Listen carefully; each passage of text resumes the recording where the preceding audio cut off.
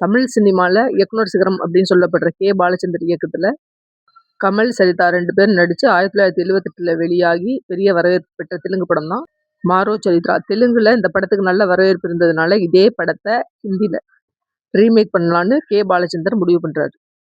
மாரோ சரித்ராவோட Hindi remake தான் 1981ல வெளியான ஏக் Tujhe K லியே அப்படிங்கிற திரைப்படம். கமலஹாசன், மாதவி, ரத்தி அப்படின்னு பலர் நடிச்சிருந்த ஏக் துஜே கே லியே படத்துக்கு பாலிவுட் இசையமைப்பாளர்களான லக்ஷ்மிகாந்த், பியோரோலால் 2 பேரும் இசையமைச்சிருந்தாங்க. ஹிந்தில இந்த படம் ஒரு காவிய காதலா ரசிகர்களால வரவேற்கப்பட்டுச்சு. இப்பவும் பாலிவுட்டோட கிளாசிக் படங்கள்ல ஏக் துஜே கே லியே படம் கொண்டாடப்படுற படமா இருக்கு. 50 லட்சம் பட்ஜெட்ல உருவாகி 10 கோடி வசூலை வாரி குவிச்சிச்சு இந்த படம். 13 ஃபிலிம்ஃபேர் அவார்டுகளை வாங்கி இந்த படம் சாதனை படைச்சிச்சு. இந்த படங்கள்ல வர்ற எல்லா பாடல்களுமே பெரிய ஹிட்டா இருந்தாலும் குறிப்பா இந்த படத்துல வர்ற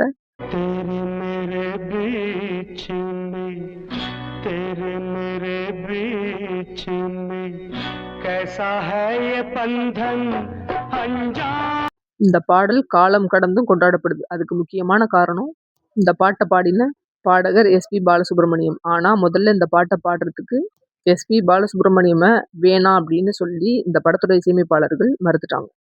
தென்னிந்திய சினிமாவில் இசை ஜாம்பவானா இருந்த எஸ்.பி. பாலசுப்ரமணியத்தை தான் ஹிந்தில ரீமேக் பண்ண போற ஏக் துஜே கே லியே படத்துக்கு பாட வைக்கலாம் அப்படின்னு கே. பாலச்சந்தர் முடிவு பண்றாரு.